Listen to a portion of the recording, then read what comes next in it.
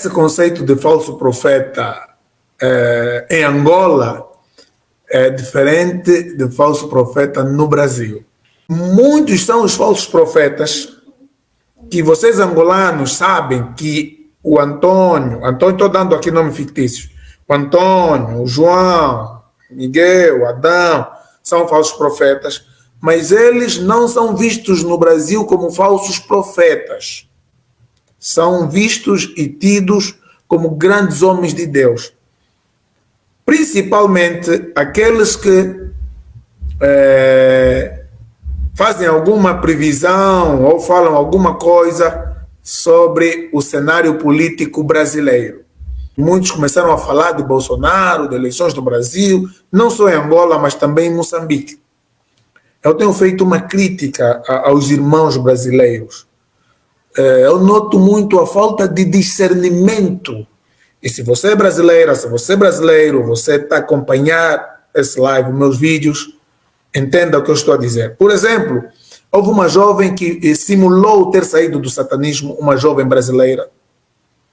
Mas aí os canais do YouTube a fazer aquilo, engajar, a bombar, a viralizar, olha, o casal X, eu olhei para ela, quer dizer, uma pessoa espiritual nota quando alguém verdadeiramente arrependeu-se e deixou as práticas do satanismo e quer realmente, e teve um encontro com Jesus. E nota-se quando a pessoa está simplesmente a brincar com a cara das pessoas. Notei isso, e também de muitos falsos profetas que falaram sobre Bolsonaro, vai vencer eleições, vai acontecer isso, vai acontecer aquilo. O público brasileiro só partilha e diz que são homens de Deus. Bem, o que eu quero que vocês entendam é o seguinte: quando nós falamos em Angola sobre falso profetismo, nós não estamos ainda a nos referir sobre profecias ou acontecimentos preditos que não aconteceram, mas especificamente há um movimento que surgiu, como aquela menina pitonisa que dizia que esses homens de Deus estão a pregar o evangelho, ouvi-os, a ela ouvi. Ou seja, homens que usam-se de poderes de adivinhação, poderes de magia, dizendo que é profecia. Mas isso não é suficiente para um brasileiro, por exemplo, considerar alguém de falsa profetisa ou falso profeta. Se você analisar bem os vídeos de youtubers brasileiros, você pergunta para os influenciadores digitais brasileiros quais são os falsos profetas no Brasil. Ele vai te citar pessoas cuja teologia é a teologia da prosperidade. Vocês estão a entender? O brasileiro vai te citar Silas Malafaia, vai te citar Edir Macedo, vai te citar R.R. Soares, vai te citar Vladimir Santiago, vai te citar muitas outras pessoas. Ou seja, na mente do brasileiro, o falso profeta é aquela pessoa que usa a teologia da prosperidade.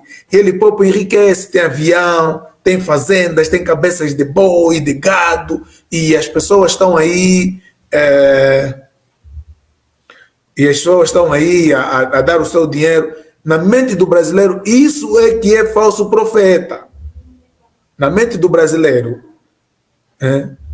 Tanto é que houve um vídeo que vazou, de áudios que vazaram em Angola, que eu vi que bloggers, youtubers brasileiros postaram, mas o povo não estava nem aí com as adivinhações, o povo estava a discutir sobre a política.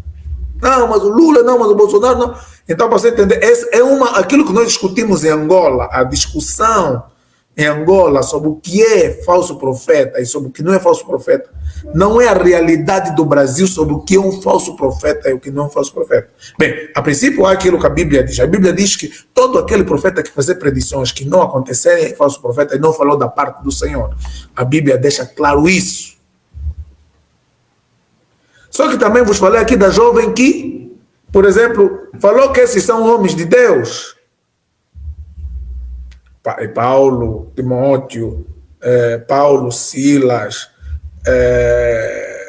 e Lucas, que narrou a história no livro de Atos, eram de facto homens de Deus. Mas o espírito que fazia aquela jovem falar tais palavras não eram de Deus. Daí que muitos angolanos, por exemplo, dizem, não, e muitos defendem os falsos profetas, não, mas ele falou tudo quanto eu tenho vivido, falou tudo da minha vida. Não significa que um falso profeta não vai te falar uma outra coisa que seja verdade. Ele te falar que é da tua vida, a tua vez, tua vez aquilo. Até quimbandeiros, até curandeiros também falam.